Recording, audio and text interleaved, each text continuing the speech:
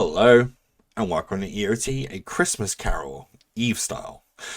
Be warned, this is a dark tale and should not be read to children. Azaria was an assassin. As jobs went, it wasn't bad. He had targets, plenty of money, a nice place to live. And he wasn't wanted by Concord, mainly because anyone who could identify him was dead. So this helped the situation tremendously. He was known by some as the Black Eagle. Concord could never trace his money because it was wired through so many shell companies and misdirections, dead ends. It was impossible to find out who he was.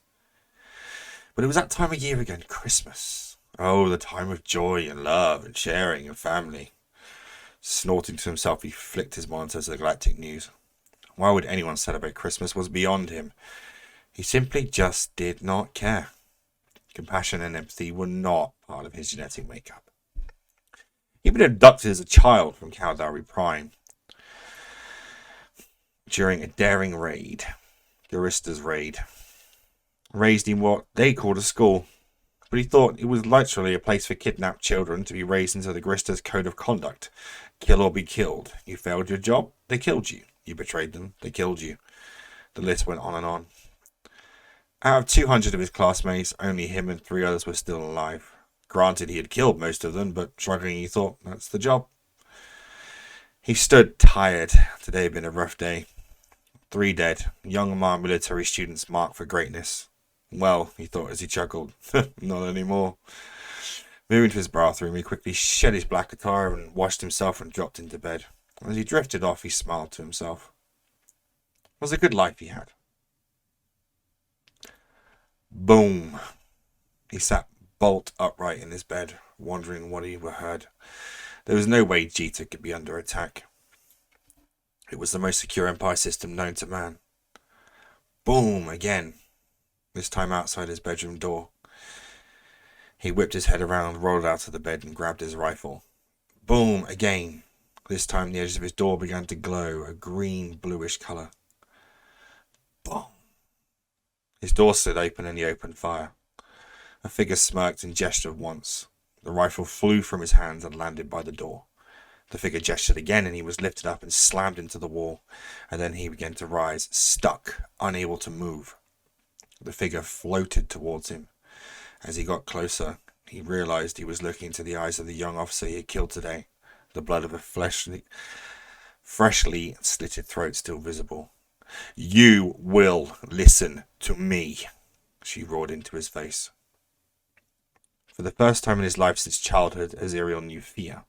He trembled as he looked into the face of something he knew could not exist, yet there she stood, still in uniform, holding him against a wall with a wave of her hand.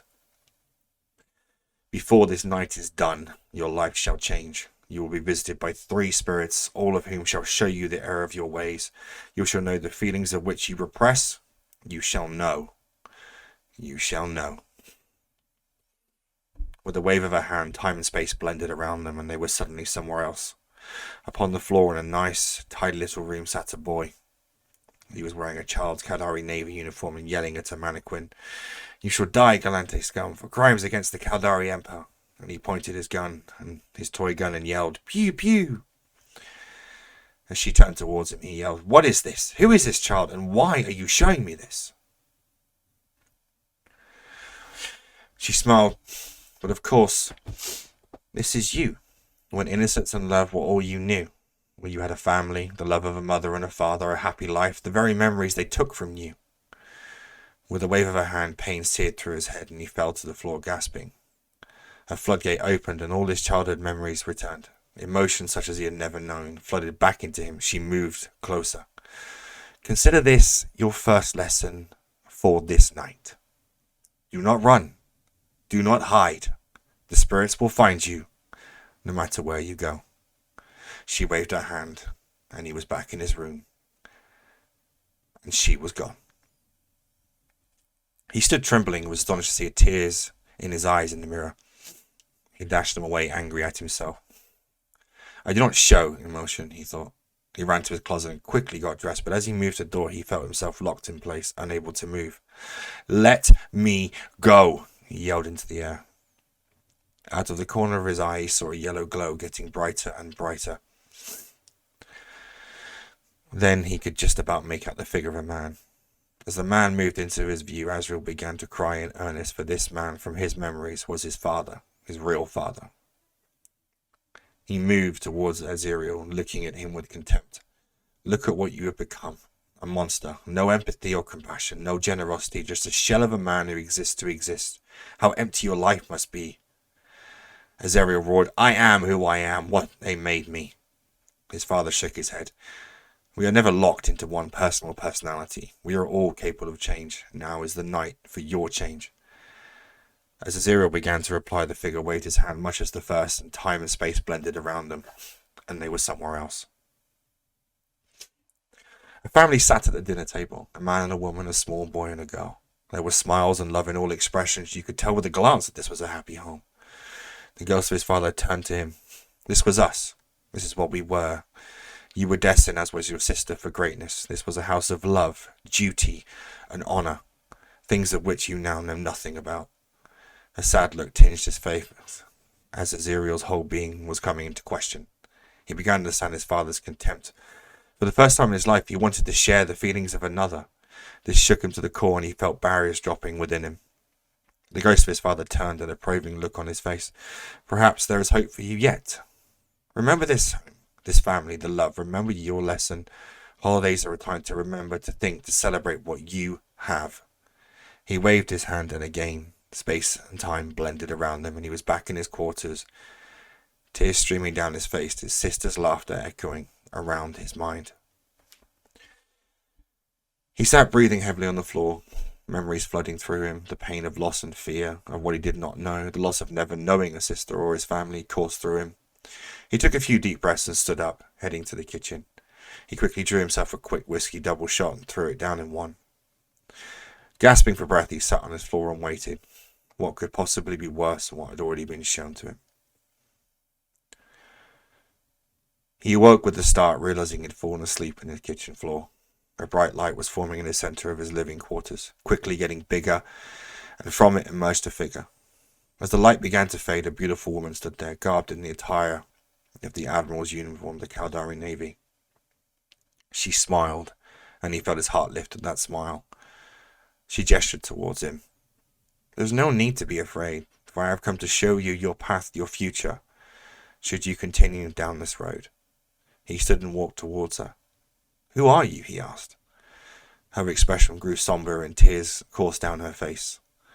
I am your sister. I am she who you don't remember, she who would have kept you on the right path. Come, we have much to see. She waved her hand, and like the two previous spirits, time and space blended around them. Then they were somewhere else. They stood in some woods. In front of them appeared to be two dirty men in ragged clothes, shoveling dirt into a hole. Coarse words traded back and forth as they shoveled dirt into the hole. Occasionally they would stop and drink from a bottle, passing it back and forth. Who was this, anyway? The first asked. No idea. He was killed in an attempted assassination of a Concord High Command's tech division, the other answered. So no one knows who he was then? He asked. No. No name, no past, no family, just some nameless assassin. No one will miss him. None shall know his name or who he was. They kept it all hush-hush, saying a servant was killed mistake by security response. Azrael stood upon hearing this and turned to the ghost of his sister. So this is how it ends. My path ends in a shallow grave, in the middle of the woods on a desolate planet. No one will remember me. She nodded an approving look. Your path was one of loss and pain, blood and glory, but not in the way those who join the service of their empires. You are the Black Eagle, that's all people know, but you are truly nameless and alone, for when you die in that attempt to try and prove you are the best, you shall die nameless and alone. Now is the time to turn from this path. As she began to fade, she said, I will see you again. Consider this your third lesson. She vanished, and he stood alone. The two men had gone, and he approached the grave. Sitting down, he sighed heavily. Tonight had clearly been the worst night of his life, and this is the way his ends, his life, his road. Suddenly time and space blended around him, and he woke in his bed, still undressed. The illusion of sky above him showed it was morning. He felt happy, like he had a great weight lifted from his shoulders. He stood and dressed, discarding his normal black attire for something more colourful. and left his quarters. He needed something. He needed to make his life better. The night had shown him now. The path he was on was not one that he could carry on. He needed to help make others' lives better, as well as his own. He passed a charity vendor asking for donations for homeless children of the Empire's wars. He stopped and pressed his wrist-sensitive donation button and transferred 10 billion credits. Smiling at the shocked look on the vendor's face, he said, "My friend, see those children get something to eat, warm clothes, and a safe place to stay. Take care of them. You are all they have. For this is the holiday and it is Christmas Day, and whilst I have breath, I shall strive to undo my past and bring about a way to end all suffering."